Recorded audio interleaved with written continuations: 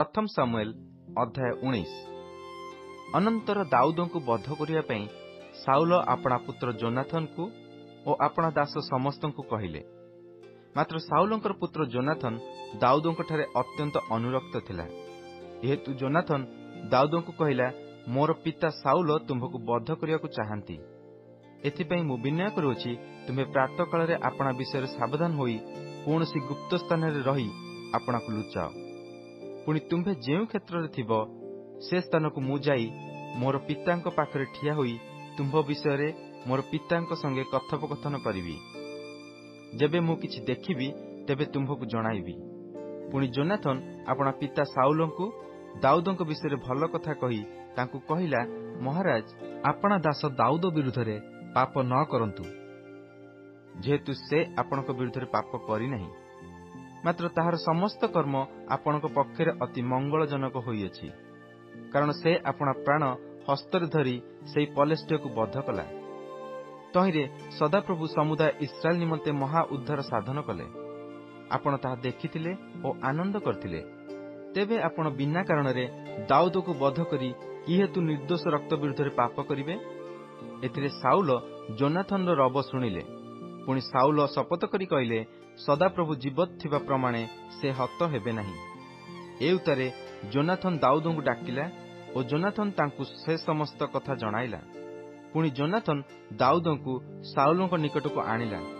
तहिरे से पूर्व परी तांको सम्मुखरे रहिले। अनंतर पुनर्बार युद्ध हैला। तहिरे दाऊद बाहरी पलेष्टिया मानक संगे युद्ध करी सेमानकु महासंहार रे बध कले।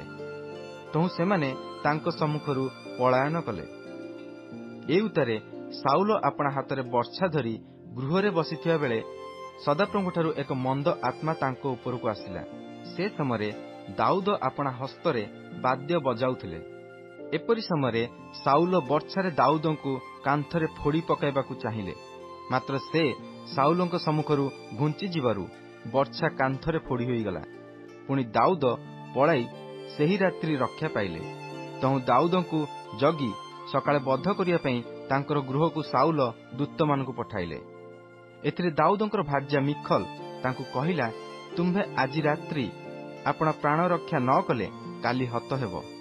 तेणु मिखल झरका देई दाऊद को ओह्लाई देला। एथिरे से गले और पलाई रक्षा पाइले। तहु मिखल मूर्ति नहीं सज्जारे सुआइला और छाग लोम निर्मित रेजाई तहिर मस्तक रे देई ताहाकु चादर रे घोड़ाई रखिला। ए उतारे दाऊद को धरी नेबा पई साउल दूत मान को पठान्ते मिखल कहिला, से पीड़ित अछंती।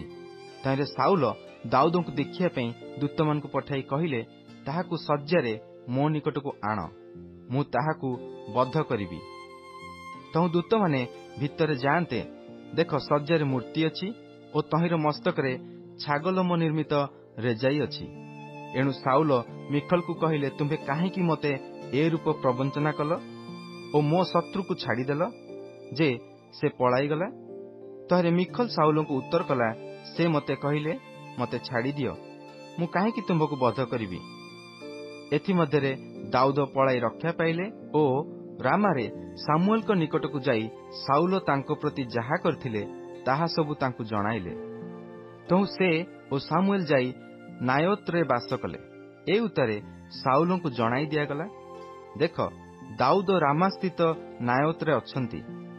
तेणु साउल दाऊद को धरिया पई दूत मान को पठाइले, मात्र सेमाने भविष्यत वक्ता दल को भविष्यत वाक्य प्रचार करिवार और सेमानक ऊपर नियुक्त सामुएल को ठिया हेबार देखन्ते परमेश्वर को आत्मा साउलंकर दूत मानक ऊपर को आसिले। तहिरे सेमाने मध्य भविष्यत वाक्य प्रचार कले। आउ एही कथा साउल को जणाई दिया जानते से अन्य दूत मान को पठाइले, मात्र सेमाने मध्य भविष्यत वाक्य प्रचार कले। ए उतारे साउल पुनर्बार तृतीय थर दूत मान को पठाइले और सेमाने मध्य भविष्यत वाक्य प्रचार कले। तेबे से निजे मध्य रामा को जाई सेखु स्थित बृहत कूप निकट उपस्थित हेले। पुणी से पचारि कहिले, सामुएल और दाऊद केउठारे अछंती? एथिरे जणे कहिला, देख सेमाने रामा स्थित नायोत रे अछंती। तेणु से रामा स्थित नायोत को गले। तहिरे परमेश्वर को आत्मा तांको ऊपर को मध्य आसंते से जाऊ जाऊ रामा स्थित नायोत रे उपस्थित हेबा पर्यंत भविष्यत वाक्य प्रचार कले। ପୁଣି ସେ ମଧ୍ୟ ଆପଣା ବସ୍ତ୍ର କାଢି ସାମୁଏଲଙ୍କ ସମ୍ମୁଖରେ ଭବିଷ୍ୟତ ବାକ୍ୟ ପ୍ରଚାର କଲେ। ଆଉ ସେଇ ଦିନ ଯାକ ଓ ରାତ୍ରି ଯାକ ପୋଷାକ ନ ପିନ୍ଧି ପଡି ରହିଲେ। ତେଣୁ ଲୋକେ କହନ୍ତି, ସାଉଲ ହିଁ କି ଭବିଷ୍ୟତ ବକ୍ତାମାନଙ୍କ ମଧ୍ୟରେ ଜଣେ?